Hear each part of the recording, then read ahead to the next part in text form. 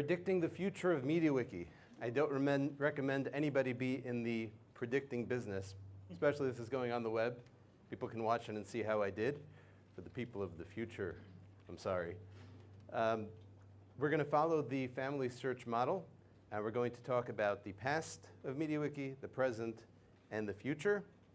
I'm not going to give you very specific predictions, because that's very unsafe. I'm going to talk about a best case scenario for MediaWiki, a worst case scenario, and how we can get it more toward the best case than the worst case, which is what we definitely all want. My name is Ike Hecht. I am the CEO of WikiTech. I've been involved in WikiTech for in MediaWiki for almost 20 years. That's a long time. And I can remember some of these days. Not quite 2002, but I am OG enough to know what MediaWiki Phase 3 is. That's the phase we're still finding ourselves in. It's lasted 2002 to present. Anybody know the name of this skin? Monobook? No, pre-monobook. Classic? Classic. Standard. So there it is. MediaWiki was born in 2002 because it had to power one of the greatest experiments and riskiest experiments in world history. And this is what did it. It's been an extremely successful experiment. It also spawned lots of people who were like, this is amazing. We can crowdsource knowledge. And it started Wikimania. And therefore, because the experiment was so crazy, maybe some of you were born into this, but the idea of allowing, first of all, not only everybody to read the content for free, but also to edit it was considered absolutely wild. It had to be absolute gold standard, solid, scalable to no end, and be able to track changes better than anything else, and it did. Since 2002, I've been involved, at least, in trying to get companies to use MediaWiki for their internal knowledge as their own knowledge base. That looks something like this. Oh, yeah. And MediaWiki hasn't really changed too much for 20 years. That's the past of MediaWiki. And what I'm trying to do, and what many of us are trying to do, MediaWiki wasn't designed for the enterprise. It was meant to be an encyclopedia. If you have a lot of knowledge, like family search, if you're creating an encyclopedia, it's a no-brainer. You go with MediaWiki. It's the proven tool, and I don't know why you'd choose anything else. However, for everybody else, it's a very capable, absolutely solid piece of software, but it hasn't really changed much, as we'll demonstrate. The world has changed a lot since 2004, we'll take. That was the beginning of monobook. You could see Porsche back then. And the design of today's homepage is very different, very graphics-oriented, and not so much about drawing you in and drilling down on information. Another example, NASA. It was all about giving you as much information as possible, as quickly as possible. And now it's more about looking absolutely beautiful and telling you where to go to find the information you may want. In communications, the White House had to get across its message, and it absolutely blasted as much as it could at you at the same time in 2004, whereas now, I can't believe it, but it's an absolute masterclass in beauty and design. Amazon, yes, that's what it looked like in 2004.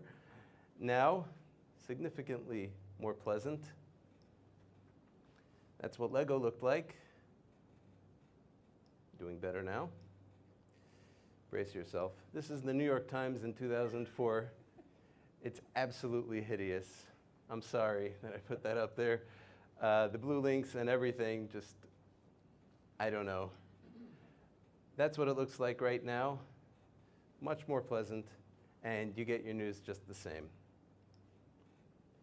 The Things Revolution, that is actually my smartphone in 2004, the Kyocera 7135. Wow. I am such a nerd that that was my second smartphone. My first was the Kyocera 6035. Anybody ever heard of either of these things? Okay. I recognize that OS. All right, check it out on Wikipedia, but it is Palm OS. This was an absolute revolution because as you could tell, it actually has a color screen. And this is my smartphone today. I'm not one to brag. It's got a built-in camera. Things have changed, including me. That's me using the Kyocera 7135. And that's me using my current smartphone.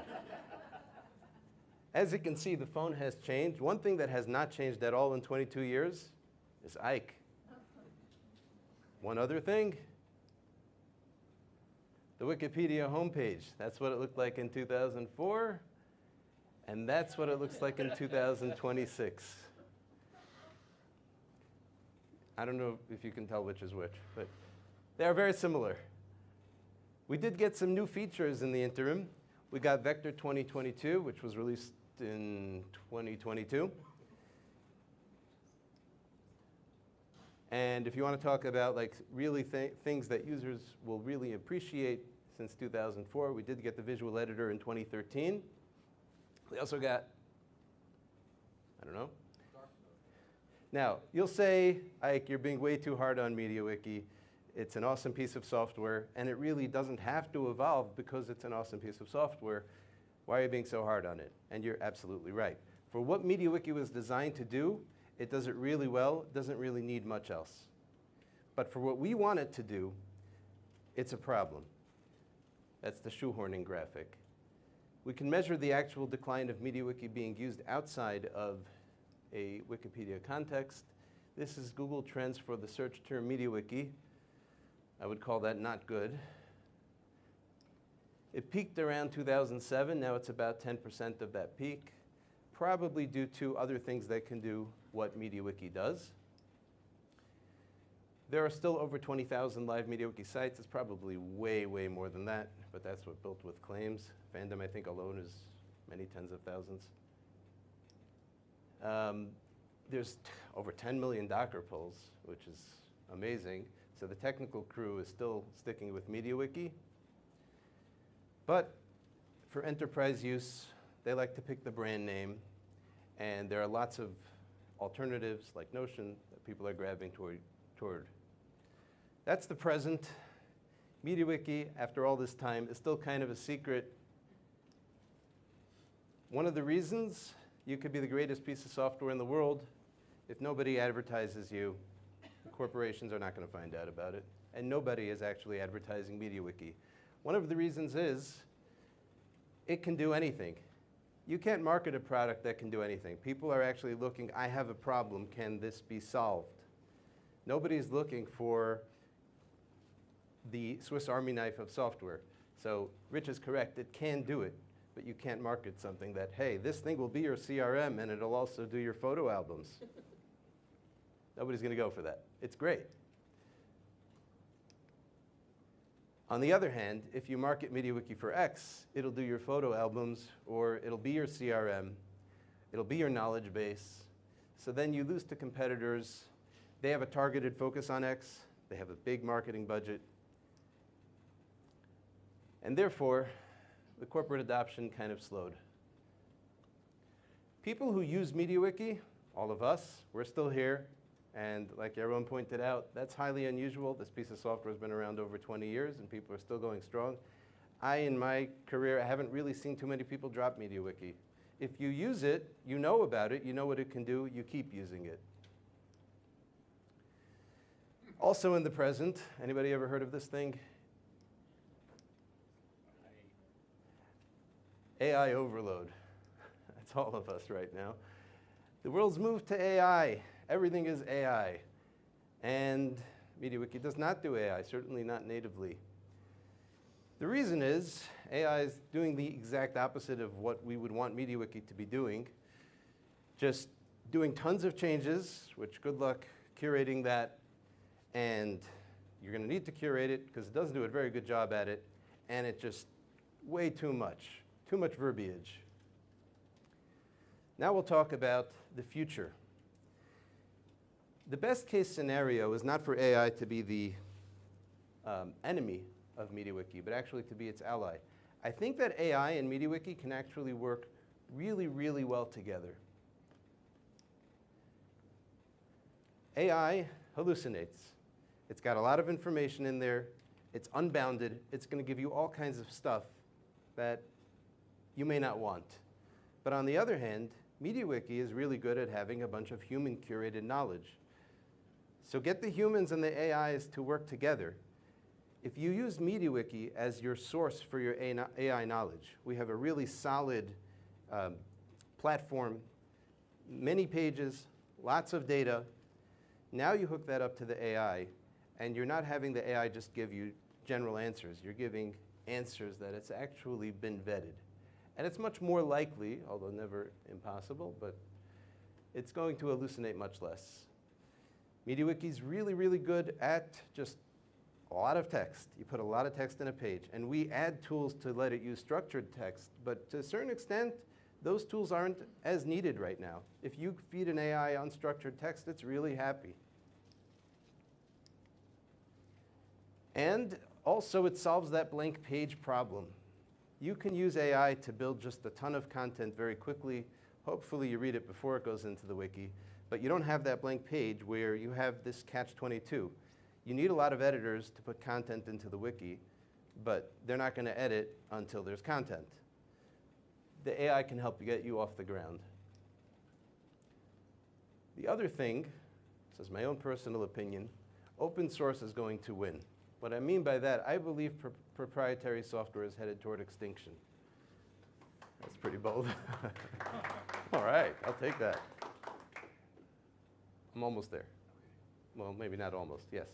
I just have a question about this because I recently saw a video where they rebuilt GPL software using AI so they could escape the GPL. Well, they're certainly going to want to escape proprietary. The question was that we saw GPL software that was rebuilt using AI in order to escape GPL. So they're certainly going to do that for proprietary software. Okay. So the question is, why would you want to use proprietary software? Proprietary software was built for someone else, and it's very rigid, and you can't do much with it. As the cost of software development keeps on declining because of AI, AI can do that software development for you. And what better for most of these use cases than MediaWiki?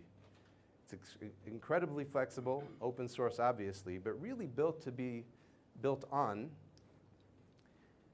And that means that coding agents can go in and they can tweak the system. They can customize it for individual use cases. As we mentioned, MediaWiki can do anything. And now it's much easier to get it to do anything. Now we have to talk about the worst case scenario for the future. What happens to MediaWiki? There can only be one worst case, and that's that. We don't want that to happen, but how could it happen? Well, one way is the Wikimedia Foundation finally follows through with the threat that's been going on for years, and they drop third-party support. They feel it's not compatible with their mission, and in theory, they could decide, we don't want to support it anymore. That leaves us, essentially, to support the LTS versions, try to get code merged in that they have no interest in merging in, and probably end up with a bunch of messy forks. Then you can have the traffic collapse for Wikipedia itself, where you could have LLMs, you could have Grokopedia, who, thank you, Wikipedia, we took all your data, and now we can serve all your data without you. That would collapse traffic to Wikipedia. That would mean much less interest, and that would mean a much smaller donor base. What could end up happening is, in a certain sense, a best case scenario, which is an alternative to MediaWiki arises. It does everything really well. It's built for knowledge management, or whatever it is you would like it for it to be built for. But it's still not going to be MediaWiki. We love MediaWiki. It's much more capable in all likelihood than whatever the successor will be, so it's really not a good scenario either. And that's my prescription for how to save MediaWiki. How do we get more toward the best case scenario? Connectors. This is what really the whole software world has been about, and MediaWiki not so much. MediaWiki has to be able to interact with other tools. We like thinking of MediaWiki as it can do anything. Why do you need other tools? People like using other tools, and there are other tools that are better than MediaWiki for doing X. People want to use those tools. So I think we have to broaden a little bit about how we look at the MediaWiki ecosystem and try to connect to all those other tools better than we have. I believe Daniel will be talking about the summary to Jira comment extension later, and that's something I spoke about in the past, but it's an example of connecting MediaWiki to Jira, and we need to do a lot more of that. Also, a good strategy, the MediaWiki interface is great for editing, not so much for browsing, great for tracking page history, not so much for getting the actual page data out as it exists right now. The idea would be to have the back end, to have MediaWiki with all of the features it gives you for content management, but also have a good way to both edit and read using AI in a way that's much easier than MediaWiki does right now. That brings us to Wikitech's solution, Mation, with an AI in there. You got to get it in there. What is Mation? It's essentially a chatbot that's trained on your own data. So MediaWiki will go out, and it doesn't really matter what tools you use. It does not matter, and I believe we can connect Mation to any tool.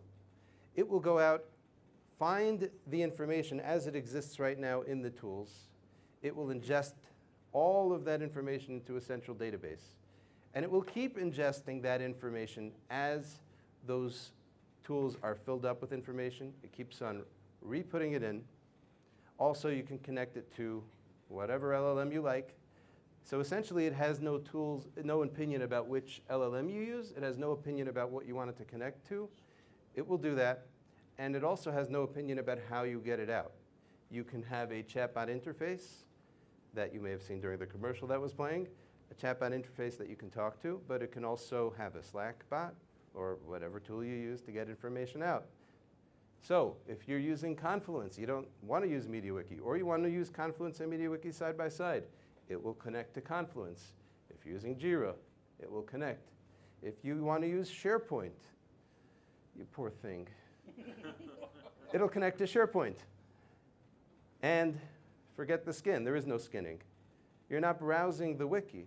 There's no going page to page. There's no clicking on links. You're just interacting with the wiki the same way you do now, but instead of getting the information out by finding it, you just ask the chatbot, and it tells you the information you would have to manually browse to. Also, like I mentioned for the future, it's built for knowledge management. It wasn't built to be an encyclopedia, so at least for what we're using for, it's great for knowledge management, but it can do anything. It avoids hallucination. It's trained on specific data. It capitalizes on what I actually introduced as the best case scenario, and this I truly believe, making AI and MediaWiki be friends instead of enemies. This is an example of it acting as a knowledge base. You're asking it, when do I need to submit my PTO by? And it answers. This was actually an experiment I did that I thought would fail miserably. I literally fed Mation 30 one-line Jira tasks, okay? That was it. This is a company, let's say, that didn't have any of its own knowledge anywhere, just a bunch of Jira tasks, okay, which is essentially, you do this, one line. And I was able to query it with questions like this, and it was giving me answers as if it had a manually curated knowledge source. Now, was it perfect? Certainly not. But I couldn't believe that I was able to actually have a knowledge base without creating one. And that's been a big challenge for us. We go to companies and we say, oh, we're going to build you this great knowledge management system. And they're like, who's going to build it? Are you going to build it? No, we give you the framework. Okay, we don't have anybody who's interested in actually putting information in. Well, now you don't. You have your information wherever it is, it stays wherever it is. And it just keeps on scanning it and giving you the answers. I want to create a job post to help Lisa with her job. Well, now it knows who Lisa is because it found a couple of links to the JIRA tasks. You can see it's actually listed at the end of your answer. It found JIRA tasks with Lisa's name in it. It was like, what's Lisa up to? Oh, I know what she's doing. So if I want to find somebody who can help her with her job, I know exactly what her job is. I also know all these things about the company. I know the locations just from those JIRA tasks. Again, nobody told it this. It's just deriving it from what's in JIRA. The employment type, salaried benefits. It knew about all these things. Dog-friendly office. This was actually for a fictional company I created called Critter Babble, which is dedicated to two-way communication between humans and pets. Watch out for that. It's going to go big. And the truth is it could also work for MediaWiki itself, as I'll show you. But here's an example of it, not quite live, but a video. Create an SOP for IT onboarding. So here it found that there was Salesforce training. It found that we're using Rippling HR. Based on all those things, it's able to give you an SOP. So if you're a company and you don't have anybody who wants to write an SOP, and certainly not from scratch, this is far from perfect. I'm sure a lot of this is incorrect. But it gives you the scaffolding where you're not staring at a blank page. I'm staring at things, and as we know from Ward Cunningham, hey, that's wrong, that's wrong. Way more fun to correct an AI than actually trying to come up with things yourself. One potential use that we're looking at besides for the knowledge management side of things, which is a completely separate interface for MediaWiki, we'd also like to make a chatbot that is integrated into MediaWiki, just like we want to integrate it into all other tools like Slack. So think of like a little icon in the corner. You're browsing the wiki page. You click it. It will give you the answer. We also want to integrate it to every web page. You have a help system. It goes in there. It can ingest all of the help information from those pages or wherever the source of knowledge is that created those pages. All those things are possible with Mation. I think the big strength of Mation is its ability to connect to everything. We've already built many connectors. Our goal is for hundreds of connectors to various pieces of software. And that way, to adopt it, you know, even if we switch to a different platform later or we add a new platform, it's going to be able to connect to it, and it will do well. So, according to me, that's the future of MediaWiki.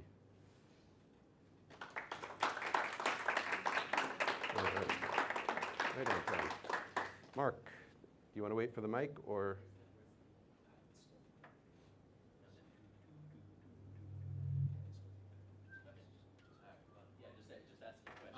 So I think this is a great idea. I like what you said about it's funner to correct the AI than to stare at a blank page. That's very true. The problem that I see is that we do become too dependent upon, we lose some of we're lazy. We say, oh, well, you know, this is mostly right, I'm just going to let it go. And so it takes, you know, discipline, which, you know, people don't like discipline, to go and make sure that they continue to correct the AI. Yes. So I'll repeat it. Essentially, really great, but if you're relying on AI, then you're going to rely on people's discipline. People are lazy, and discipline is not something they have very much of. And that is 100% true, and that's true of really any AI tool that's being used. My answer is yes, but an imperfect knowledge base is better than no knowledge base. And I speak to companies all the time when I ask them about knowledge bases. How's your knowledge system? You know, suddenly their mother's calling, you know, they don't really want to talk about it. It's much better than whatever's out there. And it does make it easier for you to put a lot of knowledge in. And hopefully that less burden of like typing everything, hopefully will allow humans to spend more time curating than writing. Yes? Ah. It just looks like it leapfrogs over it. So the question was, can the information not only come out of MediaWiki, but also go back in? So the answer is, you can have it create a MediaWiki page for you by telling it, generate all this information. This is great. Give me MediaWiki source code. And then you copy and paste it. That's not ideal, and people are lazy. And on our roadmap is going two ways, right? Going back in, not only to MediaWiki, but also to Notion and whatever else you're using for knowledge base, SharePoint, God help us, whatever it is, it will go both ways and put it back in. Like that could be automated. Yes. Yeah, the idea would be, since you asked, the idea is, if you're starting off without a knowledge base, so then how do you build it? Well, this will actually build it for you, literally build it for you, because it's learning your knowledge, but also what's important to your users. So as users are asking questions, it's actually providing the AI with that information. This information is not in the wiki, and we need to put it in, because otherwise I wouldn't be asking. And if it doesn't find it in the wiki and it's finding it in other sources, it will know it's not there, and it will know that's important information, and it will put it right in there for you. There are other RAG/MCP/whatever whatever it is, solutions that at least claim to be able to connect to MediaWiki among potentially other software solutions. So how does this differ from those? Okay, so the question is, there are other RAG MCP solutions that connect to MediaWiki. How does this differ? The main answer is that this connects to everything else also. But the other answer is, it depends which RAG MCP solution you're talking about. What do we do better? Individual ones, we believe we have the best one for various reasons. And we're going to keep on improving it. It's open source. And everybody's welcome to check it out, by the way. It's in our GitHub.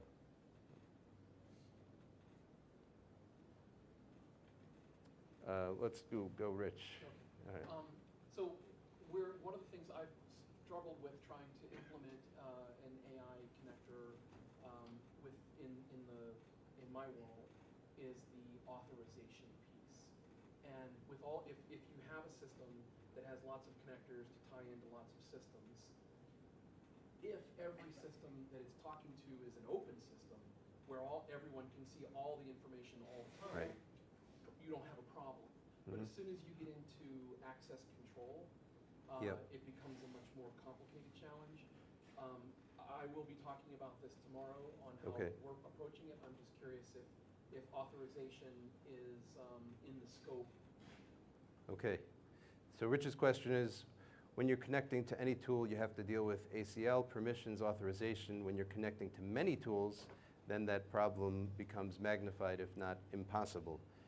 And the answer is yes, I agree with the problem. Our goal really as a philosophy, we have the wiki background, we want all the information to be open, and we try to encourage companies to just forget all that, give everybody the information, what are you worried about? They work for you. A lot of companies don't have that culture. So we do have the ability to give individual people the information, only the information they have access to. But yes, as you're scaling to more and more products, you have to build out a much more complex system, and sometimes it's actually impossible to give individual rights. Where it's possible, we can do it. Where it's not possible, we can't. In a corporate environment, it's actually fairly frequent that at least there's something we can go with. Let's say it's their corporate email address, and that will log into all the other tools. So at least we have that, where we have something that we can use to actually check what is this person entitled to, and then it's a matter of, can we do anything about it?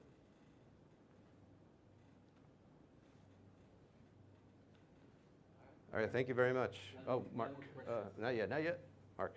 So you're using RAG, right? Have you tried to use fine tuning or anything like that and then add RAG onto that? Or I've heard better accuracy. Okay, well, we keep on improving it. So this is literally the launch. It's far from perfect now. We're still considering ourselves in beta, and we're keeping on, trying to add things like accuracy, better results, things like that, more connectors.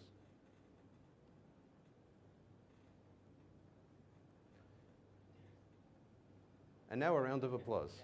Yeah.